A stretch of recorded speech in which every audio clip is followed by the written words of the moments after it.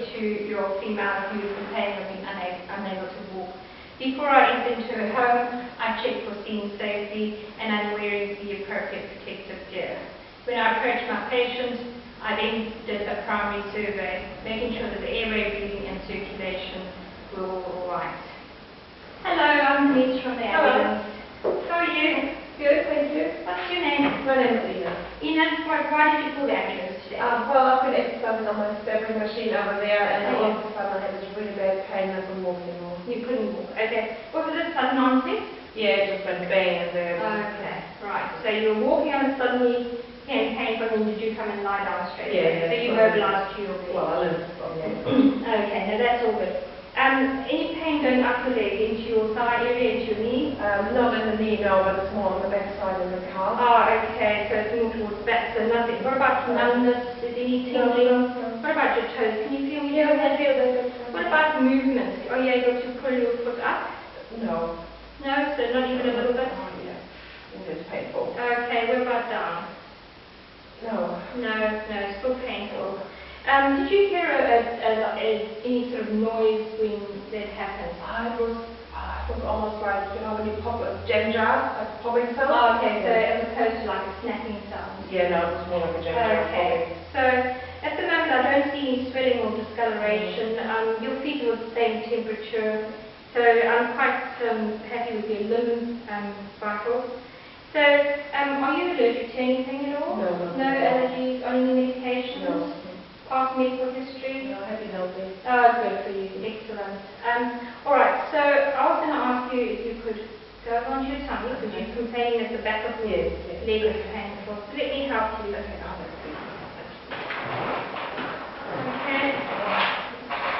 Excellent. All right. So is that painful there? No, the knee's okay. Yeah. So palpating and checking. Is it painful there? Yes.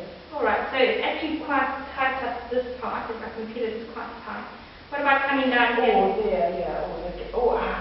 Okay. That's very painful. So what I'm seeing is that I cannot actually see the tension of the Achilles tendon along the back of the foot into the heel, as opposed to the other leg where I can actually see the line of the tendon. Okay, so I'm just going to squeeze this calf. Okay, so I see your foot is moving. I'm going to squeeze this calf too.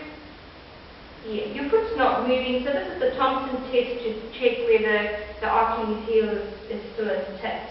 Okay, so I am leaning towards the fact that maybe that Achilles tendon has been damaged in some way. Okay. Do you have anybody who could take you into the... No, not really. I'm just moved here, so I don't know anyone. Okay. So this patient could have gone into the hospital on her own, but if somebody had been able to take her, but because socially she doesn't know anybody, she's just moved into this town, I've decided that I will transport this patient.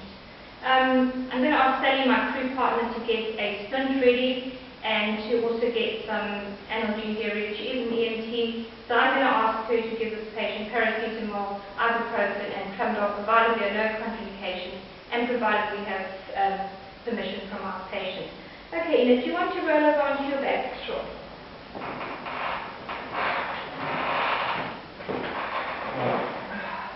Okay. So I'm just going to go and grab that splint.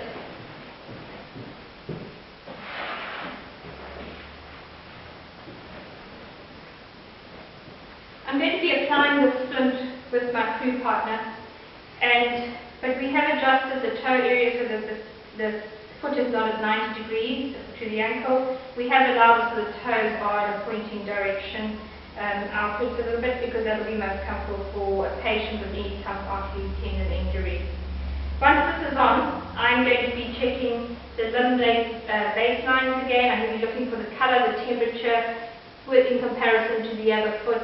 I'm looking for a pedal pulse. I can find pedal pulses in both. Once this patient is in the back of the ambulance, we'll be getting a line in. Before we get the patient in the back of the ambulance, I'll put a line in and give them opiates, analgesia, provided there are no contraindications and that I have this patient's permission to do so. Right, so Ina, you you've now got your splint on, we're now going to get a chair for you, and we're going to put you in the ambulance and take you to the ED for further orthopedic assessment. Are you happy with that? Yes, that would be lovely. Excellent. Thank you. Thank you very much. Thank you.